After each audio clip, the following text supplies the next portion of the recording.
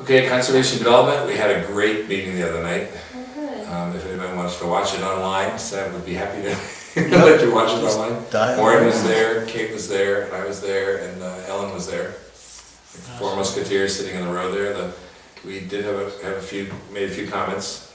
I think the commission was very receptive, at least appeared to be very receptive, because there were some discussion about it, but there was no ranting and raving like there was at the first meeting. And I think Scott did such a compelling presentation that it's very difficult to not agree with the whole concept of conservation development. They asked about mandatory versus optional, and he said that they like to see mandatory, but his community went with optional, and he doesn't really see any big issue with going with optional, and that most communities that do that, people end up choosing the conservation development scheme anyway, because of the cost. Because of all the reasons he stated. Because of all the reasons he stated. He did a really great presentation. In fact, it was different than the one he gave us. It was somewhat the same, but he did modify it. So that was very good. So I think what's going to happen now is I think Lisa's got the final draft from Tony Lackwitz for the changes that were made, the small few changes that were made. And I assume that it'll be on the next planning commission's agenda. And if we ask you to get a copy of that, do we think we want another copy of the conservation development ordinance, and so that we can review it and send a letter of support to the planning board, or should we? How should we do it? I think we should send a letter of support to the planning board.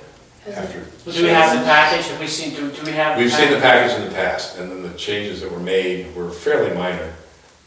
I could either get the changes. Can we have access to it online?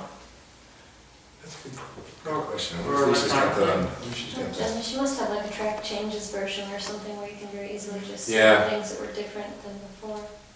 Let me ask her if she has that track changes, or she has. So what we can do is each member can look through the conservation development plan that was presented by Tony with the changes that we meaning us and the planning board recommended.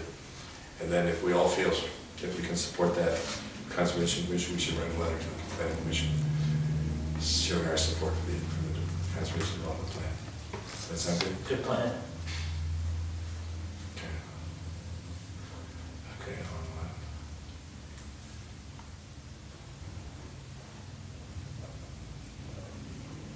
And the changes are in which ordinance? Is it in the subdivision ordinance, or are we the one step up?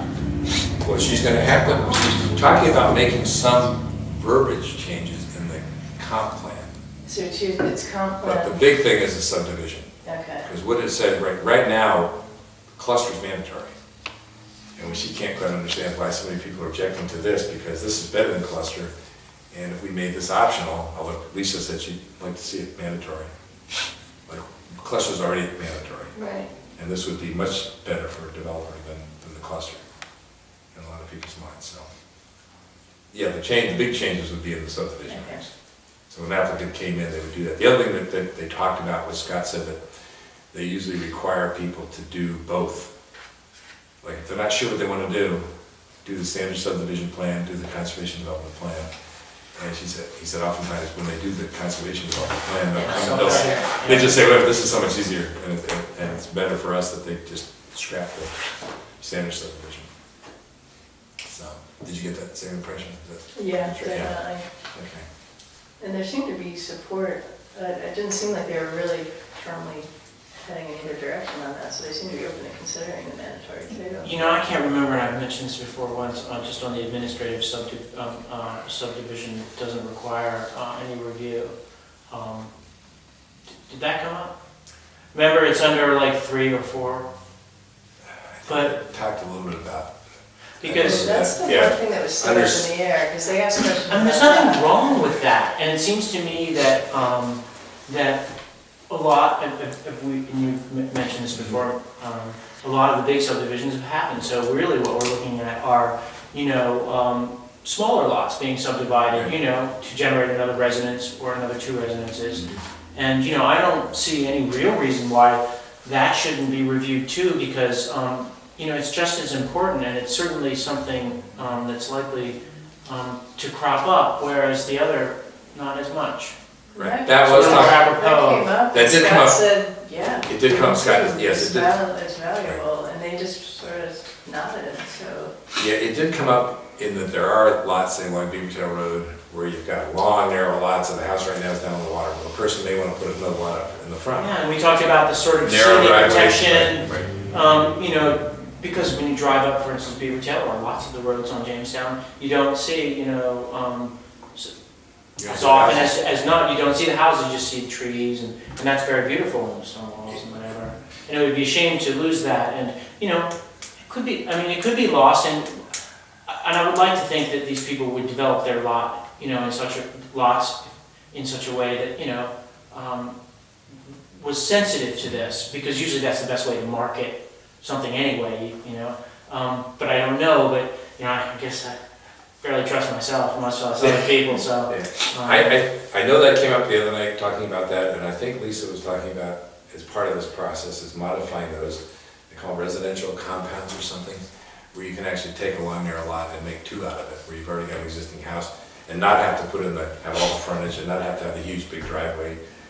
And there's a couple instances of that already on the island, and I think that they want to just sort of formalize that, but. Yes, I think there are many more, there are a many lot of more potential. stations. Yep, a lot of potential for that. Is that something we should weigh in on when we recommend? Because we probably ought to, do we want to weigh in on the mandatory, and do we want to weigh in on the how many? Or do we I just think support she in called it general? residential compounds. Because there was one down here on Hamilton years ago, not Hamilton, on Walcott, that was approved for a second house on a single lot. This is the one with the color. Howard knows, Howard Harding's house, which is, if you come across Hamilton and you go straight ahead, right across Walcott, you run into a little stone gate there. And right there, Howard's house is the one that Paul Gaston owns now, right on the water, and he built the house behind it. And they had to come into planning to get permission to do that without putting in a humongous driveway, and planning gave them permission to do that. So I think what it sounds like with these. So there's two separate lots, or they're not? Now there are two separate lots, but they wanted to access both lots from the same driveway. And that wasn't allowed at the time because of the subdivision thing, and they basically gave them permission to do that. And I think what it sounded like from the other night was Lisa wants to legitimize that process of allowing residential compounds, I think that's what they call it. One driveway, not a road, one driveway to two houses. And she used Beavertail as an example, the same thing, keeping the houses away from the road. Giving them the single driveway. Less impact, less impervious, Yeah. less for the cheaper the town to maintain, they're not as wide. Allowing a standard 20-foot, or whatever it is, wide road rather than a 40-foot. So I can ask her that.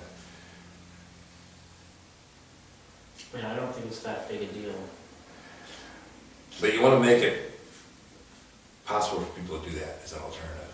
You don't want them to. You don't want to force them into the full subdivision. Yeah, whatever. I'm just saying that you know that the smaller lots, those are the ones that you know ultimately are out there. It's not so much the big lot. I mean, there are a couple larger lots that could be subdivided. Yeah. All right, I will ask her that, and I'll also we'll get this thing sent out to everybody so we can write a letter of support.